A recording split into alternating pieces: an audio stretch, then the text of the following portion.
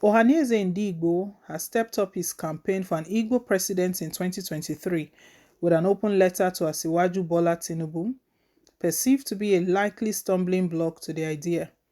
TINUBU is here to make an open declaration for the top post and has told some close allies to await his decision in January 2022. But OHANAEZE is not waiting till then, as its National Publicity Secretary, Chief Chidioze Alex Ogbonaya, has fired an open letter to the man, also called the Jagaban of Nigerian politics, asking him to bury the idea of running.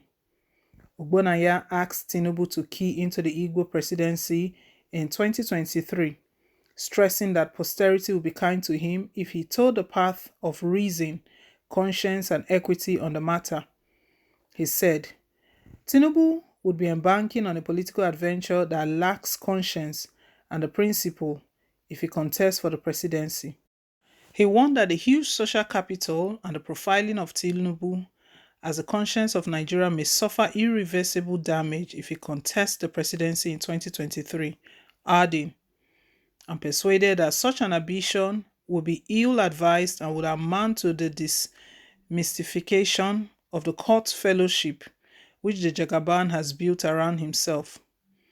The letter reads in part, "Your Excellency, the major cause of the agitation in the southeast of Nigeria is the obvious alienation of the people from the various centers of power which has attained its crescendo under the present APC-led government. The extreme form of the agitation is the yearnings for secession by the groups such as the Indigenous People of Biafra IPOB, led by Mazi Nnamdi Kanu.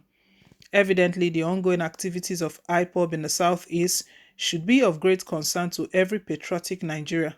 For the avoidance of doubt, the followers of IPOB insist on leaving Nigeria for a country of their own if the injustice against them persists unabated. On the other hand, the more deprived the southeast, the more the crisis in the region. Unfortunately, some Nigerians outside the southeast are playing the ostrich. When confronted with danger, the ostrich instinctively buries its head in the sand, dons in the hope that it is shielded from the enemy.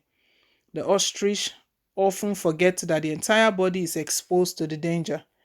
In other words, it is a foolhardiness to believe that the ripple effects of the Southeast agitation and restiveness will not affect the entire Nigeria. My fear is that to deny the Southeast the very opportunity and, in fact, the right to produce the next president of Nigeria will increase the agitation and ultimately spell disaster for the country. I'm convinced that Your Excellency, in your typical manner of fighting for equity and justice, should be in the vanguard of a Nigerian president from the southeast of Nigeria come 2023. This is the mark of a true statesman. One would also appeal to President Muhammadu Buhari and all the former Nigerian leaders, namely General Yakubu Gowon, General Olusegun Obasanjo, General Ibrahim Babangida, Chief Ernest Shonekan, General Abdulsalami Abubakar, Dr. Goodluck Ebele Jonathan, and some others such as our only Nobel laureate, Professor Wole Soyinka, Chief Edwin Clark, and so on, to speak up in defense of peace and unity of Nigeria by insisting on fairness to the southeast of Nigeria, and they would have written their names in gold. I must quickly add that the difference between the progressive and retrogressive or backward societies is the presence or absence of men of courage, selflessness, justice, and truth. Nigeria will forever remember Dr. Alex Ekwueme and his group because of speaking the truth to power and rising to the occasion when it matters the most. This is a noble path that beckons. In the past, Ahmed Bola Tinubu would have concerned himself with the cause of the agitation in the southeast and the solution therefore, but because of the obsession to become a president, it does appear that the more turbulent the southeast, the better for the Jagaban. This is morally reprehensible. However, I have my fears that Tinubu is embarking on a political adventure that lacks both conscience and principle. The immortal words of Othman Dan Fodio, that conscience is an open wound and only the truth can heal it, should serve as a moral compass to Nigerian leaders. Noah Webster had admonished that all the miseries, afflictions, and evils which men suffer from vice, crime, ambition, injustice, oppression, slavery, and war proceed from their despising or neglecting the inner still voice of reason and conscience. It is also necessary to add that the solid foundation for a new Igbo Yoruba relation that will lay the foundation with the blood of the likes of Colonel Adekunle Fujuyi will be improved upon by your large heart.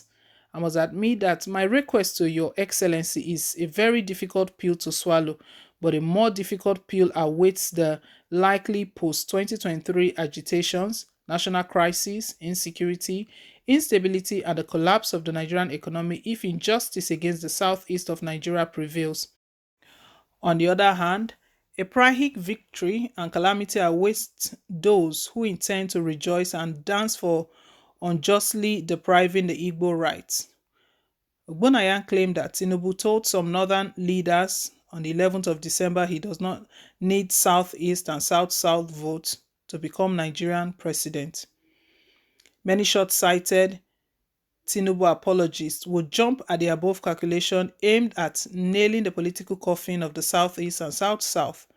The question remains, does the above political calculation promote national peace and unity? On the other hand, an ambition that will set Nigeria on a coalition course, mutual mistrust, civil disobedience, political upheavals, and violence is not only unscrupulous but morally reprehensible. Based on the foregoing, I must sincerely advise His Excellency Senator Asiwaju Bola Tinubu to toe the path of reason, conscience, and equity. It is important to add that posterity will be kind to Your Excellency if you consider your ambition in the interest of the corporate existence of Nigeria.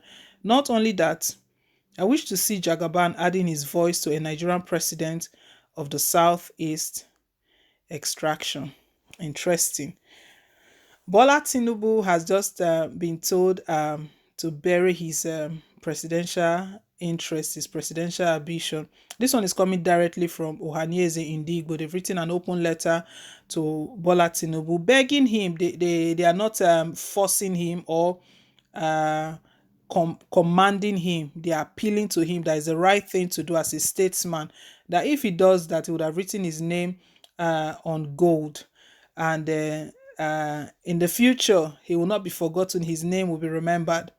Bola Tinubu is seriously working towards his presidential bid. As a matter of fact, the report reveals that he was going to come out officially in January 2022 to declare his interest. But before that date, OHANAEZE, they are begging him not to even do that, not to declare his interest, to give way for an Igbo presidency. They've stated their reasons. Let's hear your own take. Thank you once again for staying tuned. Please don't forget to like, share, and to subscribe. Till I come your way again with more updates. Bye.